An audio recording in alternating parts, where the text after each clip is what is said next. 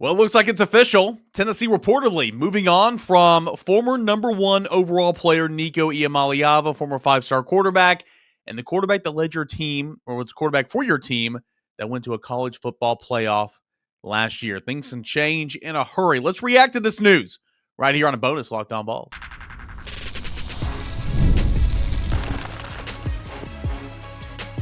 You are Locked On Vols, your daily podcast on the Tennessee Volunteers. Part of the Locked On Podcast Network, your team every day.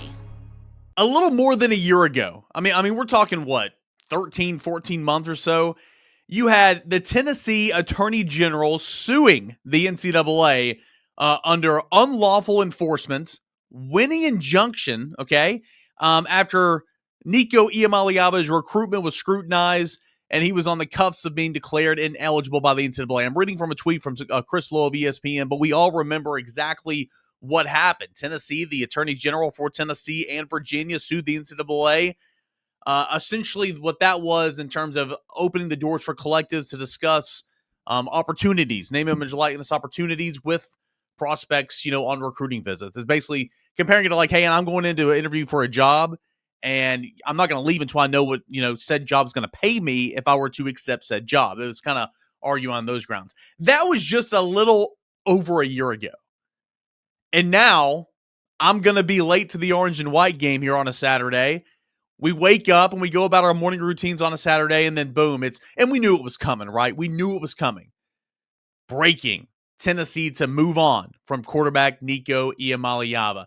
Yeah, Pete Thamel, that was the first to report it on a Saturday morning, and I'll read his report right here from the X. Sources: Tennessee's moving on from starting quarterback Nico Iamaleava. Tennessee coach Josh Heupel informed the team on the decision at a team meeting this morning. Iamaleava missed meetings and practice on Friday, which was the driver of this decision. He goes on to say Tennessee hosts its annual spring game today. Iamaleava will not be present. There's been little communication between the sides since he missed practice. He's expected to enter the portal when it opens next week, end quote. So again, we've been, we talked about this on a Friday morning show after the Pete Nakos first reported his story, kind of circulated and, kind of got all this going on a Thursday afternoon. And, we talked about that on a Friday morning. We discussed yesterday when I put out another episode yesterday afternoon about how some of Nico's camp, Nico's father and a close family friend, Cordell Jones, or Landers, goes out there and publicly denies that there's any negotiations going on, publicly denying all that. And then you wake up Friday morning and Nico's not at practice. So it's kind of like, well, why isn't he at practice? The whole thing just, it really, really stinks. And then it was radio silence. From my understanding of people I spoke to, the two sides did not talk.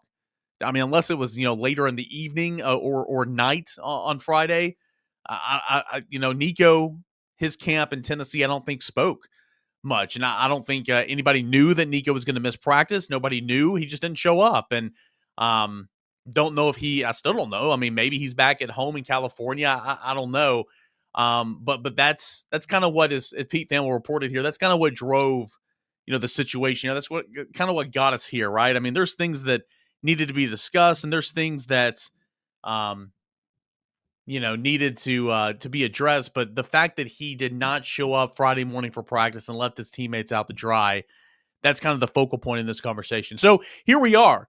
Reportedly, Tennessee is moving on from Nico Iamaleava, and over the next, I'll call it, 10, 15 minutes from here, it's going to be a shorter episode. I'm going to tell you why it's a double-edged sword, right? One hand, it stinks because it's April 12th, and your team does not have a starting quarterback. It's April 12th, and your football team doesn't have any experience at the quarterback position. It's April 12th, and you have two scholarship quarterbacks, and again, no experience hardly. It stinks in that regard, right?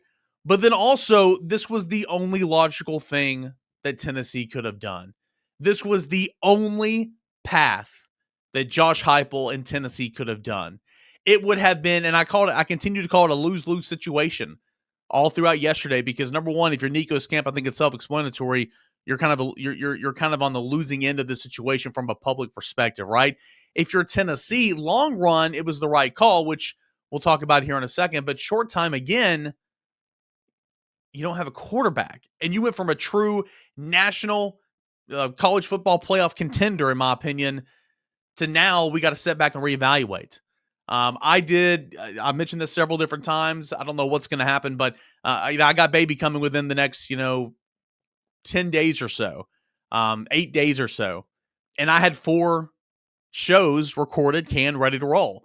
All 4 of those shows are littered with the name Nico Iamaleava. Why? Because he is the most important piece to your football team when you're trying to make the college football playoffs. So I don't know what I'm going to do about those shows while I'm out. I have to reassess all that. But that's just a clear example and point to show you, like, hey, he meant that much to your team and he meant that much to your program. Now, did he live up to the billing of being the number 1 overall player in the 2023 cycle, to being a former 5-star prospect?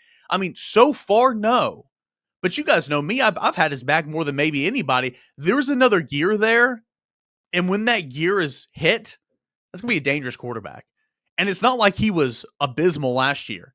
I mean, I've seen some conversations, over the last couple of days, and I get it. Frustrations, anger. I do not think Nico Iamaleava's camp has handled this correct way. I think it's a bad look. I think it's bad all around. But some people are sitting out there saying, I mean, he's the worst quarterback they've ever seen in their lives. I'm like, well, what are you talking about? The dude beat Florida. The dude beat Alabama. The dude was your starting quarterback for a team that went to the college football playoff. Yes, the defense was good. The run game was good. I hear you. But it's like, let's not sit here and pretend. I mean, we've seen bad quarterback play over the years. That was not in that category of bad quarterback play. So anyway, it's just kind of been interesting. But number one, kind of hitting on this, it's a unfortunate for Tennessee because you are losing your starting quarterback right now. What's to come? I'm about to go to the orange and white game. Jake Merklinger is going to be out there with the 1s. George McIntyre is going to be with the 2s. Tennessee does not have a walk-on quarterback right now. So you got one that he's not suited up, but he'll be here for summer. Only 2 quarterbacks are going to play in this game. Tennessee will absolutely be looking in the transfer portal, and that's a difficult decision, right? Because not decision, it's a difficult task. Who's going to be available in the spring transfer portal that is worth a dang? I mean, the fact that Nico Iamaleava, a starting quarterback, a former 5-star, is in the transfer portal this spring, that, oh yeah, he actually started all games last year and he was a quarterback of the college football playoff team, that's going to be available in the spring transfer portal, likely again. I mean, that's assumed, right? That's assumed that he'll be available in the transfer portal. You don't get those this time of the year. So who's available? Is anybody actually good enough to come in here on short notice, right? On short notice to come in here, learn the system, push Jake Merklinger, and be in line to maybe start week 1? That's a tough task. I mean, Joe Milton did it a couple years ago in Josh Heupel's first year. That's a strong task. I'm going to be interested to see where all this evolves over the next couple of days. I think there might be some movements. Be looking for some guys to go in the transfer portal with the no contact tag on them. We'll see what happens. But Tennessee is absolutely going to be looking for a quarterback in the transfer portal. What will come of it? I don't know. Will it be any good options? I don't know. But Jake Merklinger is absolutely in line to be your starting quarterback now for sure. So you've got those 2 guys, Jake Merklinger, George McIntyre. And, we'll have to, at a later date, we'll have to go through the schedule, and we'll have to go through and see how the loss of how many games or wins potentially Nico Iamaleava has taken away from Tennessee. So again, in the short term, it kind of stinks for your football team, right? And that's kind of where I'm at. But here's what we'll talk about the next 5-6 minutes, okay? The long term, this was the absolute best decision possible. It was the only decision, okay? I mean, it really was when you sit down here and think about it. So that's coming up next. We continue on. A couple more minutes left here. This bonus content. Breaking news: Tennessee reportedly moving on from former number 1 overall quarterback Nico Iamaleava. This is a message from sponsor Intuit TurboTax. Taxes are waiting and wondering and worrying if you're going to get any money back, and then waiting and wondering and worrying some more. Now, Taxes is matching with a TurboTax expert who can do your taxes as soon as today. An expert who gives your taxes their undivided attention as they work on your return, while you get real-time updates on their progress so you can focus on your day. An expert who will find you every deduction possible and file every form, every investment, everything with 100% accuracy.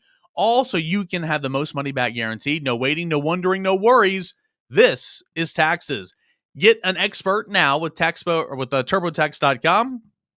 Only available with TurboTax Live full service, real-time updates, only an iOS mobile app. See guarantee details at turbotax.com/guarantees. That is turbotax.com/guarantees.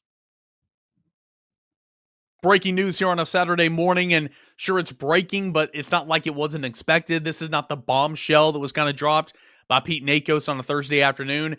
Tennessee reportedly moving on from quarterback Nico Iamaleava. This was Pete Thamel first, and there's been so many different people that have kind of jumped on and confirmed it over the last couple hours. But here's where we're at. This was the only thing Josh Heupel could have done. Okay, I'm not in this business to bash young men. I understand. I throw the term kids out there a lot of times. A lot of you guys will fight back and say, "Oh, they're making millions of dollars. They're making millions of dollars. They're not kids no more." And there's a part of that where I'm like, yeah, you're right. But also at the end of the day, you're talking about a 19-year-old kid, 20-year-old kid that hasn't had enough experiences to often make the right decision. I'm not speaking just on Nico. I'm just saying in general, right? Let's go back. Like when we're 18, 19, 20 years old, we don't have a lot of life experience that can teach us lessons and can kind of mold our thinking to move on, so that when we're experiencing a certain situation, we know how to handle it the right way, just in general, right? And so that's why oftentimes, like, I try to be sympathetic and all that with the player, with the kid, because they're just young and they haven't experienced that yet. But also on the other end, making a whole lot of money, I get it. But the way the Iamaleava camp has handled this whole divorce, this whole split up, it's not been a good look. Okay, again, Nico Iamaleava at offensive coordinator, at quarterback coach Joey Halsey's house on Thursday evening. There's a picture out there. He's taking a picture with Joey and Jake and George and some of the quarterbacks and Halsey's family. There's a picture out there on Instagram. And then just less than 12 hours later, Iamaleava's a no-show for meetings and practice. I mean, that's not how you handle things, in my opinion. And it's just kind of a bad look. Reports out there, Chris Lowe of ESPN reported the other day that admin, players, that locker room growing frustrated with the situation, growing tired of the situation. I don't think he made a whole lot of friends on Friday morning when your team shows up and your supposed leader of the football team is not there. It got to a point on Friday afternoon from a public perspective to where I'm sitting here and I'm talking to my dad, I'm talking to my wife, I'm talking to, some friends. I'm like, there is no way. And we've even, talked about this on the GQ a little bit. There is no way that you can heel turn and come back from this. The fan base will never accept Nico Iamaleava again. And if so, if you did, what's that locker room going to think? I understand it's player empowerment, but at some point, you got to get back to playing some good old football, culture, respect in that locker room, leadership. If Josh Heupel was to allow Iamaleava to remain with the team or whatever, and all that was, settled, what's his players, what's his other seniors, what's the defensive side of the football leader is going to have to think about that? It'd be rocking the boat a little bit. I was talking to my dad, Friday afternoon, and I knew this wouldn't happen, but I was like, the only way this can absolutely be fixed and corrected and everything is on the path to recovery is if Nico himself came out and say, I'm going to hold a press conference here Friday afternoon, and I'm going to go out there and be like, hey, here's the situation. I'll be honest with you, this happened. Take ownership, take accountability. If you want to apologize, you apologize. And I think you don't have to apologize for, negotiating a new deal or whatever. I mean, that's his prerogative. That's to each his own. I'm not going to tell you to not go to your boss and ask for a raise. I mean, that's your prerogative. But if that were to happen, the only thing I think you got to apologize for is skipping on your teammates that morning, right? But I was talking to my dad, and I'm just like, the only way this can be correctable is if Nico himself says, hey, I'm going to hold a press conference, opening statement. I'm going to say, hey, this is where I'm at. This is the situation. Here's the resolution for whatever reason. I'm going to stay here at Tennessee, yada, yada, yada, yada. I want to apologize to my teammates about this morning. That was selfish. That was inexcusable. I'm here. I understand some fans won't like me anymore, but I'm here. I am now committed. If he would have done that, then it's like, okay, well, now that's a path back. But even then, I mean, you couldn't sit there and field questions for 30 minutes. It would have been a train wreck. That would have been like the only way possible that there'd be a little sliver of hope that this thing could have kept the trains on the tracks. But obviously that didn't happen, and that was never going to happen. And here we are. So Pete Thamel says Josh Heupel informed the players this morning in meetings, and he's going to address the media at some point, maybe on the radio broadcast after the Orange and White game. He'll address us in the post-game media room shortly after as well, for sure. But that's kind of where we are. End of the day, Tennessee doesn't have a quarterback right now. 2 scholarship quarterbacks, and you have chances of maybe knock on the door of the college football playoff. You know, right now, that's very much on pause. Very much on pause because, you know, right, wrong, indifferent, overrated, underrated, whatever. Like, Nico Iamaleava had all the talent in the world, and Nico Iamaleava had experience to boot. And those are some things you were counting on for him to take that next step this offseason into the fall in 2025. Obviously, that is not happening anymore. Reportedly, Tennessee is moving on. We'll see what Josh Heupel has to say. Wouldn't it be great? Wouldn't it be great if Jake Merklinger goes out there and just has a freaking day? I mean, this fan base would be like, oh, we're good. Let's go. Let's roll. Jake Merklinger. You know, it would be phenomenal. What would not be great is if you go out there and look very pedestrian and not very good. Now, keep in mind, there's a lot of guys that are out and not practicing and all that. So anyway, that is where we are. I got to cover a baseball game remotely tonight. Tomorrow, baseball game. Maybe I'll get something out here for Sunday morning reacting to what Josh Heupel said. If not, we'll come on a Monday morning and we'll discuss everything that Josh Heupel said about Nico, the situation, where they're going from here. But as Pete Thamel, ESPN reported, Tennessee moving on from quarterback Nico Iamaleava, and honestly, this was about the only thing that could have happened. We'll see what Josh Heupel says at the Orange and White game. If some of you guys are there watching this right now, say hello when I'm running into the stadium, you know, because I'm behind schedule now because I had to do all this, but that's part of the job. Wild weekend indeed. Let's see what happens from here.